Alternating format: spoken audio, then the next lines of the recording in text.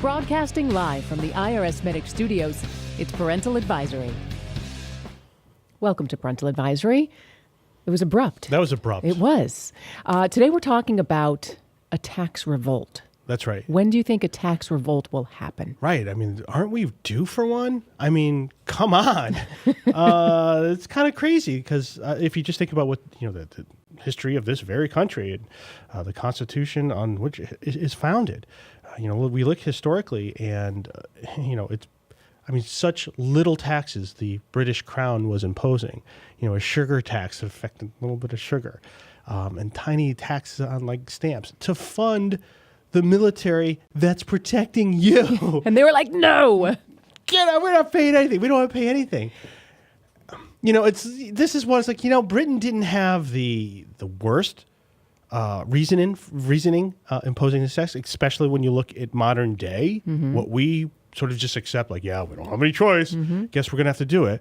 So if you do have a choice, you could take up arms and say, no more of this. We got some tar and feathers and we're coming for you. But it just hasn't happened. And every year it gets worse and worse. I mean, we've seen so many terrible things happening. And I just don't, I'm always thinking like, okay, the IRS is going to settle down a little bit. They're going to be done rocking the boat so obnoxiously. But we've seen things. We saw the political, the targeting of political opponents. We've seen just these onerous tax rates. We've seen Obamacare taxes where no one can kind of figure out what they're going to do. People have to pay money not to have health insurance because they can't afford the health insurance. So where does it stop? And now we're also seeing the IRS helping illegal aliens use stolen Social Security numbers so they can file tax returns. The IRS taking your passport if you don't pay taxes. The IRS taking your passport. Yeah, we're seeing FATCA, the IRS going around the world and bullying people. It just sort of never ends. And the IRS looking to impose FBAR penalties for people who don't report failing to report accounts when the entire purpose of the law was to catch international criminals, not people who forgot to report their foreign life insurance policy or retirement. So it gets worse and worse and worse. And you got to just think, I think if you're a thinking person, like, okay, well, any day now, we'll start seeing those pitchforks going and effigies, and well, that's it. Or people will just, and I think this is it. It's the phrase is Irish democracy. Irish democracy is where that's fine. That's the law. We're just not gonna. We're just not gonna go with it. And I think that's more realistic of what I would expect if there was ever going to be a tax revolt. Is you just have wild noncompliance where no one's storming the IRS. That does sound wonderful. It really does. Storming the castle. Have Wow. fun storming the IRS. That's right. But I think if there was a revolt, it would just be more like that. Like, yeah, whatever. You want to tax what you want to tax. You're just not getting anything, and I'm not going to do it. Right, because the IRS is the almighty power right now. Right. There's a lot of things that would need to be addressed. Number one, mandatory withholding. Yeah, and that's the whole problem. In order for some sort of soft revolt to work, there's just various choke points that the IRS has. And one of those is employers. That, in order for, an IRS tax revolt to work, the IRS needs not to get money. And when most of the people are employees, that if the IRS has already got their money, so how do you revolt against something that, well, the only reason you file a return is so you can get the money back from the IRS. So, incredibly, doing the mandatory withholding was an ingenious thing by the government. They turned it on its edge, because I'll tell you, if that went away, there's no way that the tax code would be in existence. If mandatory withholding went away, you're talking about most people ending up with, tax bills, $8,000, $10,000, $20,000 a year, just regular middle class people. They're looking at April 15th. Wait, I owe $20,000? Yeah, that's spent. I might have $2,000 left over, but I'm already going to spend that. So yeah, see you later. And that's really what would happen. When mandatory withholding was imposed in 1942, the first time, taxes were still small, but they knew, even though those taxes were small, they knew, well, now that the tax code is applying to most people still won't pay. Exactly. So just think about and think about that. And most people who are self-employed have to do with their own withholding, and they're the ones who tend to be our clients for resolution, who, hey, I ran up a tax bill. Yep. And so I would just say, most people would end up with tax bills because it's a whole year. You've spent the money. You thought you had that lifestyle, and now you have to adjust your lifestyle down to pay your current taxes. So no one would want to do it. No. They would say, nah, And I mean, right, like, okay, well, come for us. Yep. Well, we got to go for everybody. Like, well, then there would be ways that people would be shielding things. And so I think that's the number one thing. Number two is, I'm just not going to file my tax returns. Well, the IRS has the power for SFRs, substitute filed returns. Right. And that's sort of one of the ubiquitous things, too. The IRS has this great tool, and this is really the choke point. Think about this. Third-party reporting is the 1099s reported to you. W-2s have already withholded, but those 1099s, because what happens is if you don't issue a 1099 to the person who's required to get one, the IRS may say, well, we're not going to allow you to write it off. So the person giving you the money isn't going to say, well, I won't send you that 1099 that I owe you because they're not going to do you that solid. Right. They're going to look out for themselves. So that's one huge choke point. So how do you get around that third-party reporting? Who's going to be the person who's going to risk a massive IRS settlement because they don't want to send you a 1099? Okay, so now the IRS has done the SFR, and we run into issue number 3. Yeah. The IRS does not need a court order to levy or lien your accounts or wages. Yeah, and here I would just say it's good to be the king being the IRS. IRS can just go in and grab your bank account, go send you a bunch, send you letters on the notice stream, just a bunch of letters, some certified, some not. IRS sends those. If you got them, if you read them, who cares? They sent them. They have their system says they sent them. They can go and levy, clean you out. And now you have to be the one to try to get your money back. So that is one thing that would have to change, because I don't know how this would work. Even if people, you would have to just sort of close out bank accounts, have it with someone else's social security number, some other tax identification number. It would be so difficult. And then, and also what you're doing is you're asking people who, and by the way, if an employer doesn't withhold, because this would be if an employer doesn't withhold, they can hold that employer responsible for all of the taxes. If they don't issue the W-2, they're like, okay, well, we're just going to say you owe it. Okay, so is that cool? All right, okay, great. thanks. And then with the third party reporting, the IRS will just assess you the bill anyway. So in knowing that the IRS has this incredible ability to collect, it's just not the risk of assessment that's there, but it's in addition to the risk of collection, which is fairly certain unless you're taking some very aggressive steps to hide your money, which is they've actually made that a crime. Yeah. To willfully defeat the payment of a tax is a crime. So they have you there too. So it's starting to get... So issue number 4, Yep. the government can prosecute tax evaders. Yes. And they don't do a lot right now. Well, and I don't think they ever will, because they're sort of limited by, there's just practical limitations about how many attorneys you can have, how many federal judges there are, how many federal courts there are. That's really the limitation. They have about 3,000 indictments a year, which seems like a lot, but when you're talking about a population of over 300 million, it's not all that much. So it's 3,000 a year. So from people getting arrested for tax evasion, or a lot of those charges in there, the 3,000 indictments are for people who are doing some tax scam of filing a fraudulent return, identity theft too. So I think as I'm sort of, I get the press releases every day. It seems like, right now it seems the majority of the cases are people who are actually stealing from the government with fraudulent returns. So not the majority of those are even tax evasion. Or tax preparers? Yeah, a lot of of tax preparers.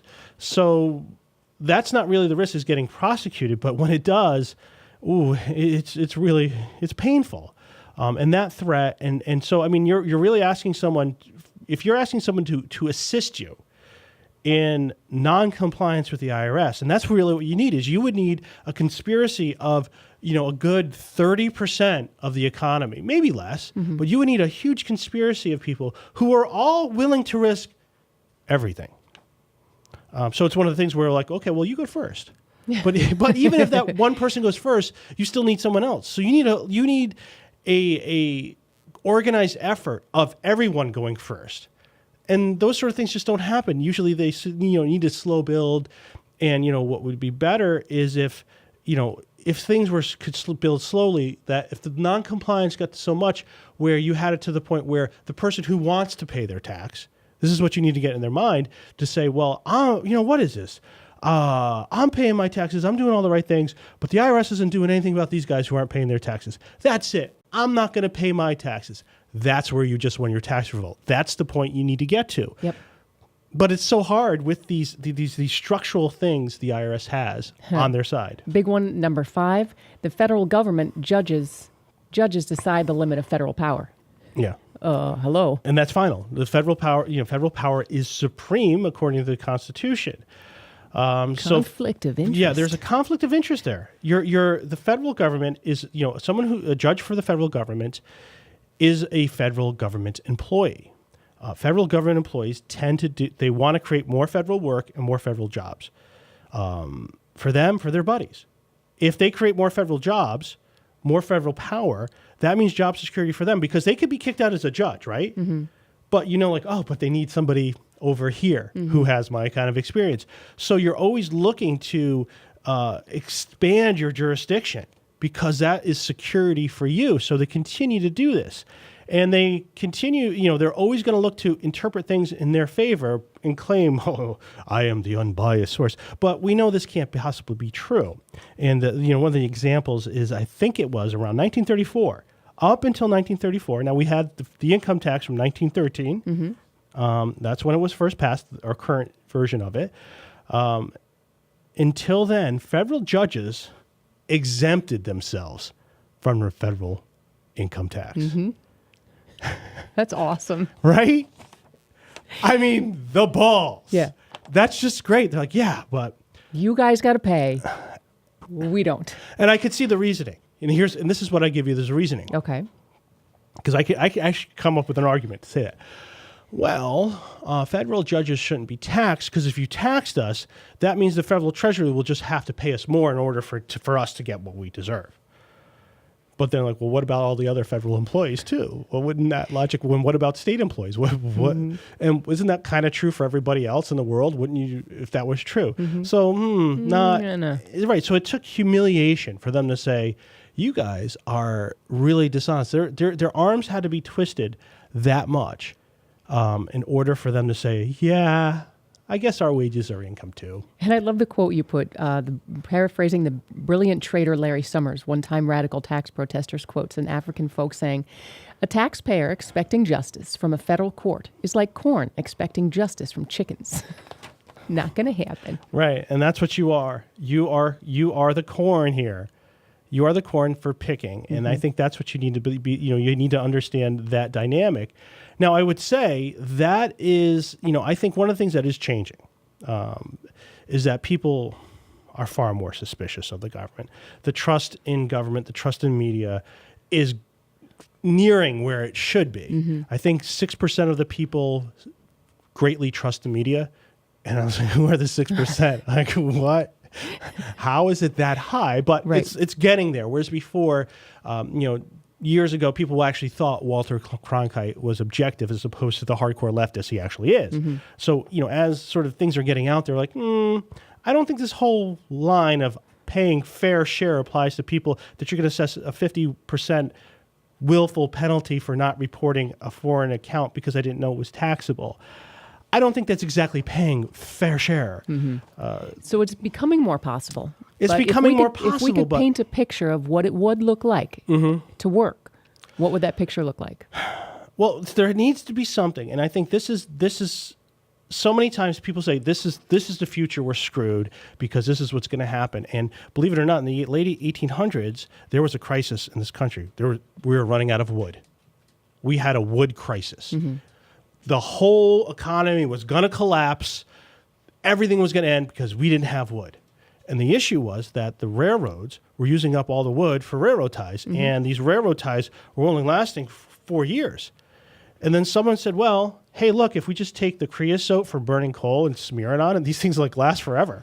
And so overnight, the whole shortage of wood was solved by something no one oh yeah, let's make the wood go longer. Yeah. And we don't have to replace them all the time. So there it is. And now the wood crisis was gone. Mm-hmm. Many things are like that. So right now I can't see what is that, creosote we're missing. Yep. Maybe, and I think the only maybe I could come up with. If you say Bitcoin, I'm leaving. Yes. Well, I didn't say Bitcoin. I said virtual currencies. Okay. Yeah, that would really, somehow virtual currencies, but everybody on board, getting a substantial mass of people on board. Virtual currencies, the governments do not like. The ones that know about it, they don't like it because it's all secret. I mean, you just don't know. You could put a trillion Bitcoin. There is not a trillion. I think it's going to be capped at 320 million Bitcoin, something like that. You can put it all on a flash drive. You can make duplicate copies of the same Bitcoin. Put one in a safe. You can bury one. No one's ever going to know. You can make transfers. You can track stuff, but it's getting more difficult to track transactions, especially smaller ones. So it does offer a lot of things, and there's other virtual currencies aside from Bitcoin. So that's one part, but I don't think that's enough. No, so we need an alternative currency, and then we need to be able to store value in private secure systems. Right. Well, I think the virtual currency does it, but what you need to do is to have the wholesale adoption of it by businesses to say, yeah, send me Bitcoin. Yep. Now, in order for that to work, now you need to have your tax preparer on ball to say, well, we'll leave your Bitcoin off the P&L here. Now you're looking for a conspiracy. I certainly wouldn't risk my license to help somebody do that. So, again, it's what needs to happen, I think, is you would need a massive public outcry, but I don't see how you're going to get more than what is now. But I think people feel powerless to actually do anything about it. And will 10% more people feeling powerless actually create some sort of critical mass? I don't think so. There needs to be something we're not thinking about that would allow it easy for everybody to be involved in some sort of Irish democracy of tax noncompliance. I don't think we're actually as violent as we used to be.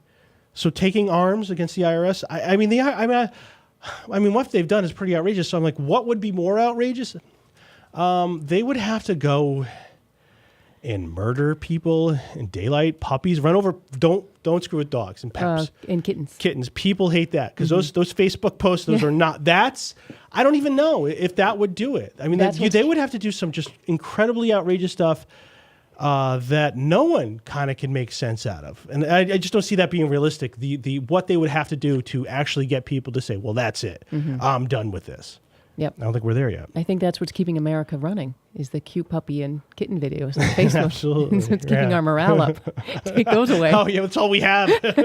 All right, so we do have some issues. There's very few large players. I mean, you're going to need big corporations to get on board with this. Or at least businesses that have millions of dollars going through. But these guys have a lot to risk. Even the hardcore patriot, is he really going to, and this is the thing, it's like, who wants to be the one sticking their neck out to say, yep, we should all do this? Very few people want to be that one to say, this is just, you know what, the Constitution is this, and what you guys are doing is unconstitutional. And just as the Supreme Court saying something's okay doesn't make it okay. I'm not going to do it. I know how crazy it is, but I'm not going to be a part of it. I'm go to prison. I don't want to go to prison. You get to work out. I don't know. 3 square meals a day. I don't know. I don't know. Federal prison, does they have the workout equipment? I don't know. That I would demand.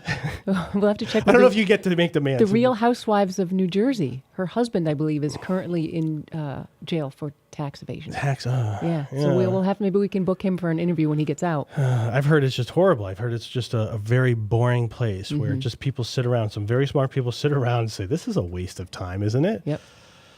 So yeah, there it is. So I'm not gonna do it. I think everyone else should.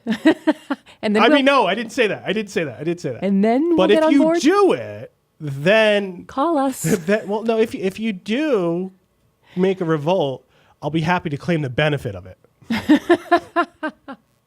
At least you're honest. But I don't want to risk anything of my own. Not one thing. Thanks for listening to Parental Advisory. Hosted by Anthony Parent, produced by Claudine Gindel, that's me, and engineered by Chris Chen. For more podcasts, visit our website at parentaladvisoryshow.com, and you can like us on Facebook to submit story ideas. We'd like to thank our sponsors, IRSMedic, the law offices of Parent and Parent, LLP, real tax attorneys for tough tax problems.